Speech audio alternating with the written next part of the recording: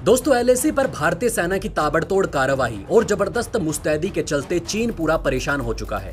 हैरान करने वाली बात यह है कि भारतीय सेना को एक ही समय में दो दुश्मनों का सामना करना पड़ रहा है, फिर भी हमारी सेना देश की सुरक्षा में कोई आंच नहीं आने दे रही।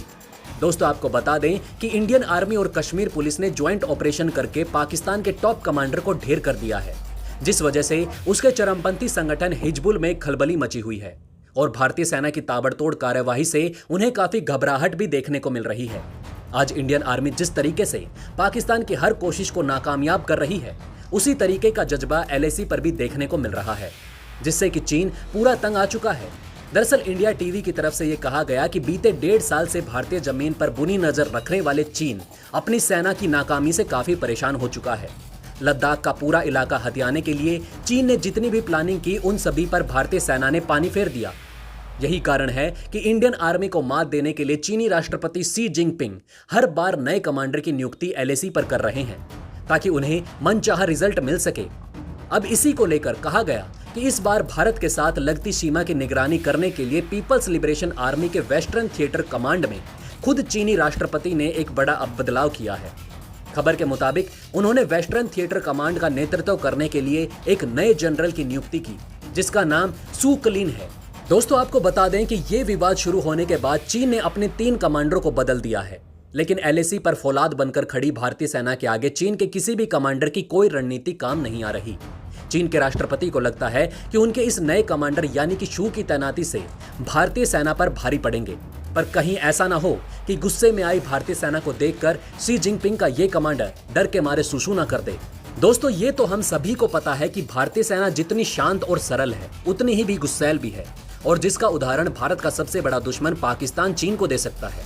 इसलिए तो पाकिस्तान में 2 बार सर्जिकल स्ट्राइक करने के बाद पाकिस्तान ने अभी तक कोई बड़ा धमाका नहीं किया भारत में, क्योंकि उसे भी पता है कि उसके हाथ से 2 गलती हो चुकी है।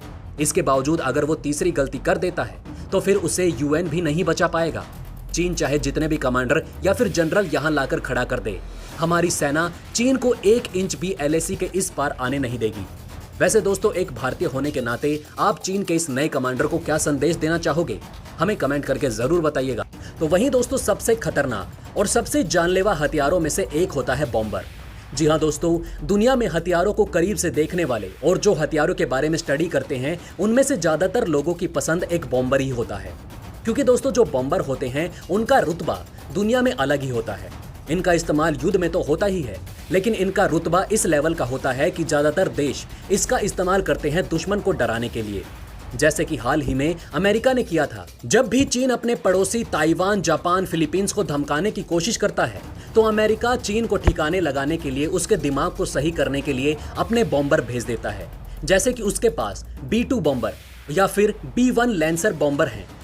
दोस्तों यकीन मानिए, जब भी ये बॉम्बर चीन के करीब से गुजरते हैं तो चीन के कमांडरों के पैर कपकपाने लगते हैं, और चीन की सेना या चीन की नौसेना कुछ भी कर रही होती है तो तुरंत शांत बैठ जाती है, क्योंकि उन्हें पता है अगर गलती से भी अमेरिका के एक भी बॉम्बर को छेड़ दिया तो ये पूरे आधे चाइना को भारी पड़ जाएगा।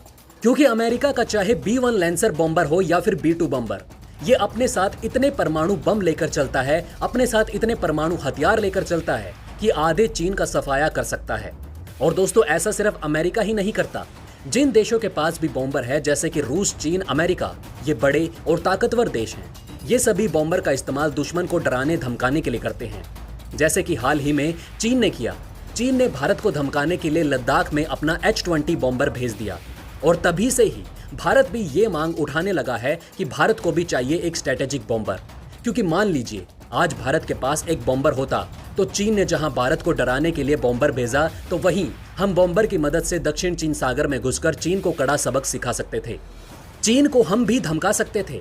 और इसलिए चीन जो माइंड गेम खेल रहा है उसमें भारत भारी पड़ जाता। ऐसे में दोस्तों आप कहेंगे कि भारत तो लड़ाकू विमान भी भेज सकता है दक्षिण चीन सागर में, तो दोस्तों आपको बता दें कि दक्षिण चीन सागर काफी दूर है। लड़ाकू विमान या फिर छोटे मोटे एयरक्राफ्ट कैरियर होते हैं, उनकी रेंज इतनी नहीं होती कि हम दक्षिण चीन सागर में चले जाएं। इसके लिए मजबूरी में हम अपने बड़े और भारी भरकम शिप वहां भेजने पड़े हैं दक्षिण चीन सागर में। हालांकि दोस्तों अगर हमारे पास एक बॉम्बर होता तो वो एक दिन में दक्षिण चीन सागर से होकर चीन को धमकाकर वापस अपने एयरबेस पर लौट सकता था। ये कैपेबिलिटी होती है एक बॉम्बर की, और इसलिए बताया जा रहा है कि भारतीय वायुसेना को इसकी जरूरत महसूस हुई है। और इसलिए अब एक ऑप्शन देख रहे हैं कि कहां से और कौन सा बॉम्बर खरीदना सही रहेगा। लेकिन अब भारत के कुछ बड़े डिफेंस एक्सपर्ट्स ने मिलकर भारत को एक बड़ी सलाह दी है। उन्होंने कहा कि भारत को यहां पर बॉम्बर किसी से खरीदना नहीं चाहिए।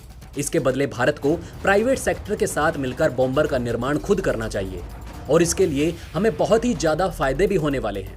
ऐसा नहीं है कि हमने एक बार बॉम्बर का प्लेटफॉर्म बना लिया तो वो सिर्फ बॉम्बर पर ही चलेगा।